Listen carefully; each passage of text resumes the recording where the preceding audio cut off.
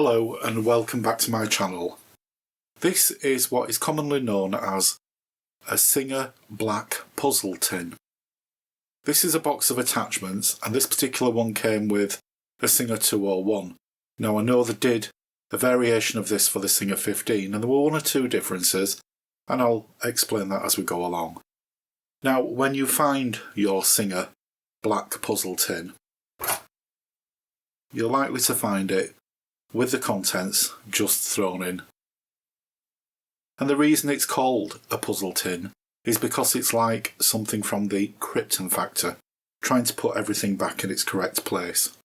In this video, I'm going to go through what the attachments are that came with this 201 and how to put them correctly back into the puzzle tin so that they're easily accessible.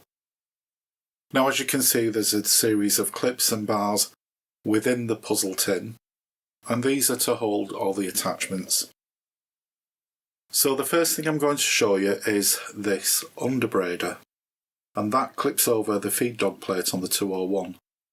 Now the one that came with the 15 was a slightly different design, and quite simply that just sits in there. The next thing we have is a seam guide, and that comes with a little screw to fasten the seam guide tightly to the bed of the machine. The screw fits under this catch here, which is quite difficult to get in, and the seam guide clips in to this clip here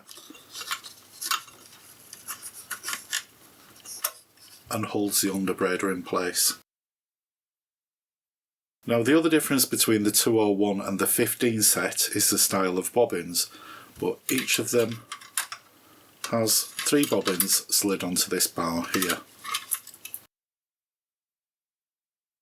Next we have the large Singer screwdriver, which just clips in there, and the small Singer screwdriver, which is used for adjusting the bobbin tension, and that just clips in there. Then we have a quilting marker, so this is a quilting foot with a quilting guide, and that clips in this tall clip here, and it would normally hold down a packet of Singer needles. Then we have a binding attachment, and this is for putting bias binding on the edge of a piece of fabric, and that slots in there.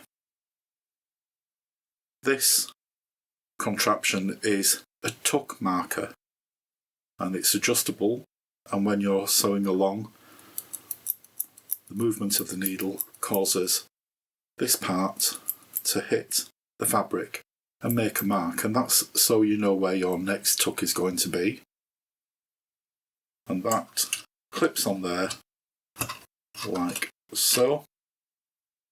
Next we have a rolled edge foot, and this is used on light materials, and it will automatically roll the hem and stitch it in place, and that sits in there like that.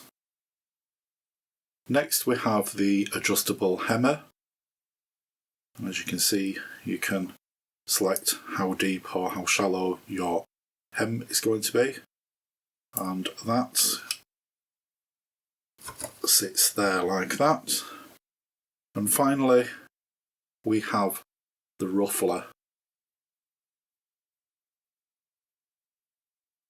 and that sits in place there, and that's your completed puzzle tin, and you should be able to close it without any issues,